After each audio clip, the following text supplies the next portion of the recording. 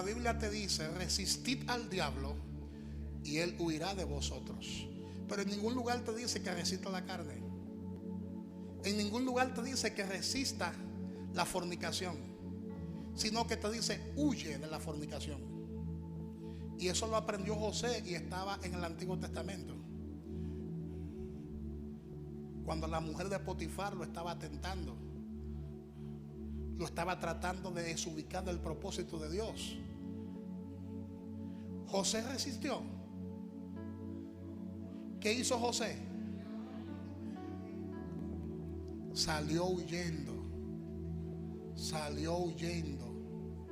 Los hombres sabios no se creen fuertes, sino que se creen los más débiles. Porque diga el débil: fuerte soy. El que se cree fuerte dice: no, yo amo mi familia, no, yo amo mis hijos, yo amo a mi esposa, a mí no me hace daño eso. Yo puedo mirar a una mujer desnuda y no va a pasar nada. Ajá. Hasta un día, porque el alma es vacilante. Las olas del mar van y vienen, y un día tú puedes estar firme, pero otro día tú puedes estar vulnerable. Y eso no tiene que ver nada con que usted sea un hombre de Dios o una mujer de Dios. Yo aprendí eso hace muchos años.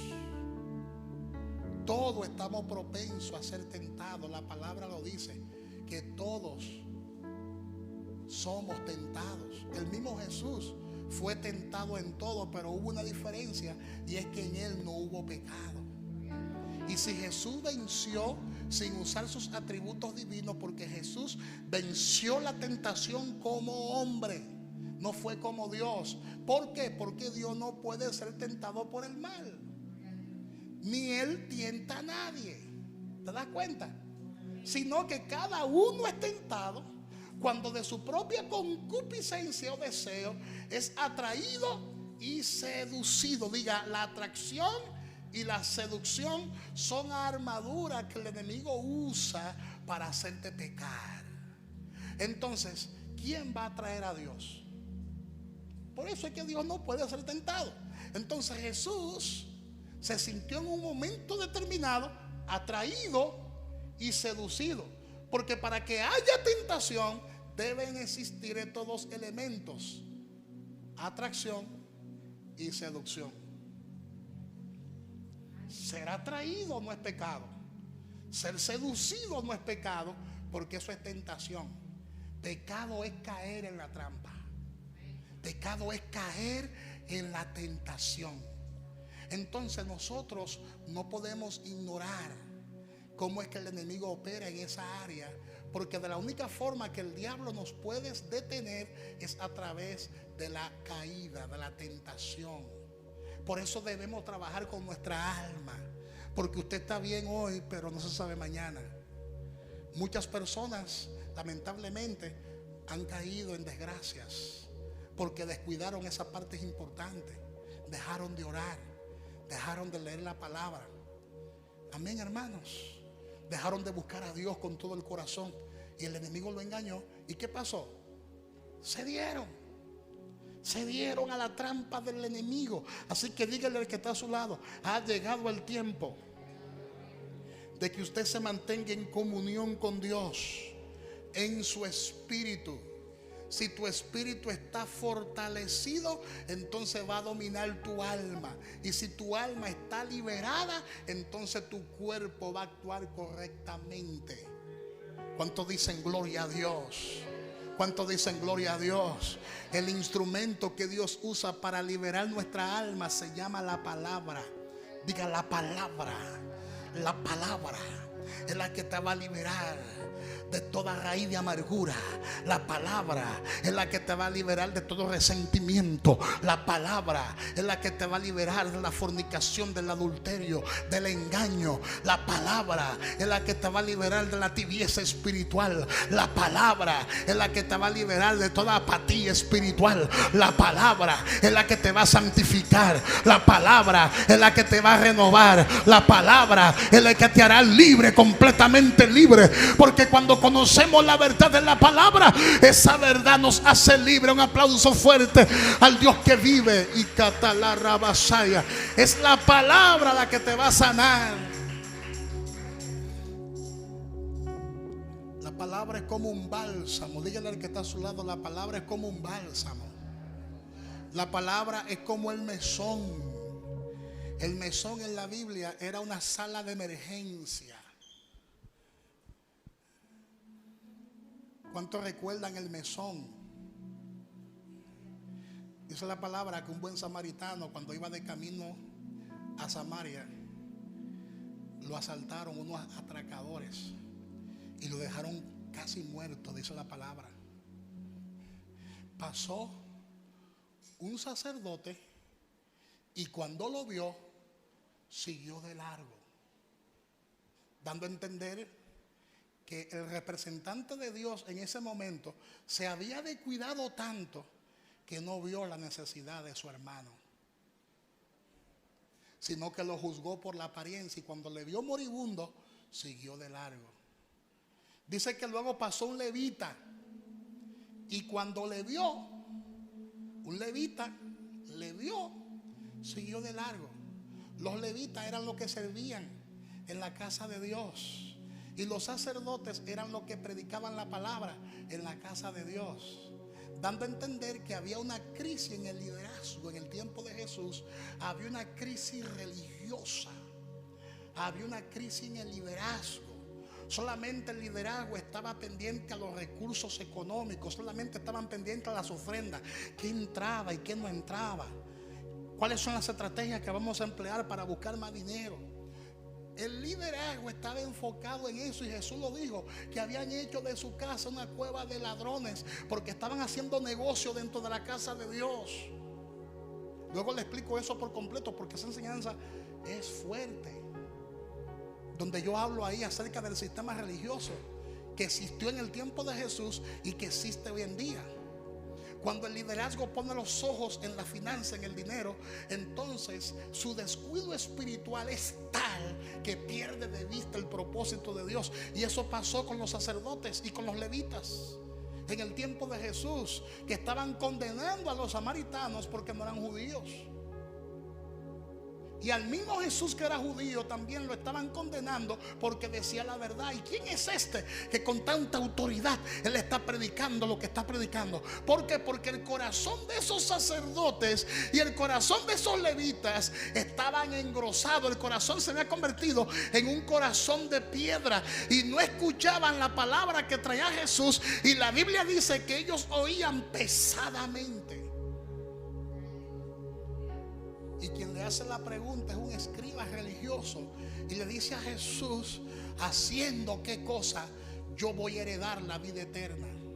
Y la palabra dice que la pregunta que le hizo fue para tentarle. Eso está en Juan capítulo 25. Y ahí es cuando Jesús le cita la parábola del buen samaritano. Y esta parábola tiene una relación profunda con lo de cómo piensa el alma, como el alma está muchas veces tan dañada. Porque si usted se descuida, el alma se daña. Si usted se descuida, el alma se enferma. Y eso estaba pasando en el tiempo de Jesús. Pasó el sacerdote, el que tenía la responsabilidad de representar a Dios en la tierra. Cuando vio al samaritano, como no era de su clase, como no era de su perfil, como no era de su nacionalidad, dice la palabra que pasó de largo. Pasaron los levitas, pasó un levita, el sistema de servicio que ve en el tiempo de Jesús, el sistema religioso de servicio. Pasó un levita, era como un anciano, como un diácono, como un ujier, como un servidor. Y cuando vio al hombre moribundo, pasó de largo. Pero un buen samaritano,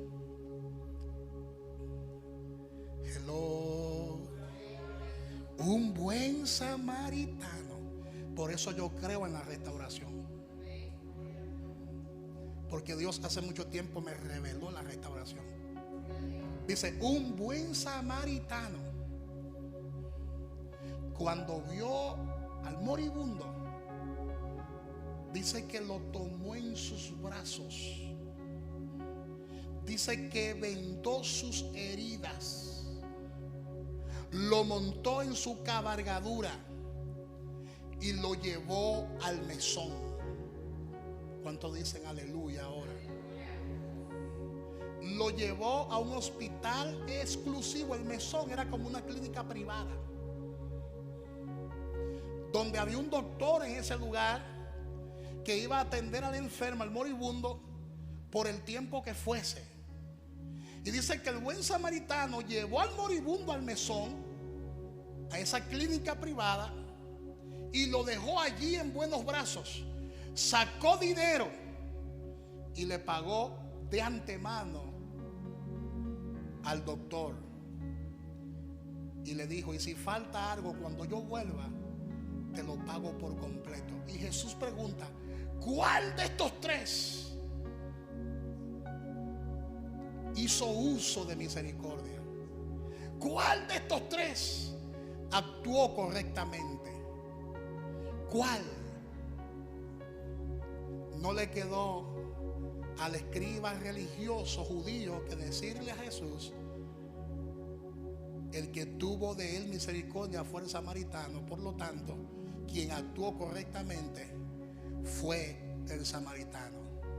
Jesús le dio una bofetada sin mano, porque Jesús lo que le estaba diciendo es: al samaritano que tú tanto odias, al samaritano que tú tanto rechazas, al samaritano que tú juzgas,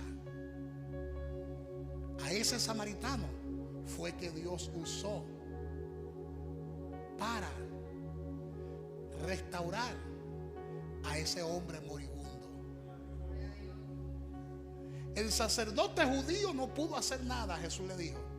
El levita judío no pudo hacer nada. En otras palabras, el sistema religioso que ustedes tienen no funciona, ya ha expirado y está caducado. El buen samaritano soy yo. Eso es Jesús hablando. El buen samaritano soy yo, al que ustedes odian, al que ustedes rechazan, porque no entienden la palabra que porto. La palabra que yo porto es una palabra de sanidad. La palabra que yo porto es una palabra de liberación. La palabra que yo porto es una palabra de restauración. No es una palabra de condenación, es una palabra de restauración. Y lo que va a liberar tu alma, te digo en esta hermosa noche, se llama la palabra de Dios. Tiene que amar la palabra de Dios. Agarra ese libro negro que tú tienes en la mano, abrázalo en lo más profundo de tu pecho y diga conmigo: yo amo la palabra, yo amo la palabra. Lo que te va a sacar de la pobreza espiritual, lo que te va a sacar de la miseria espiritual, lo que te va a sacar de la apatía espiritual, lo que te va a sacar de la hipocresía espiritual, se llama la palabra de Dios. Y catala rama sanda la rabacanda.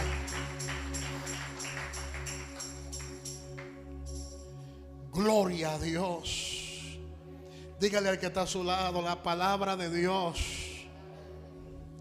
tiene poder. Tiene poder.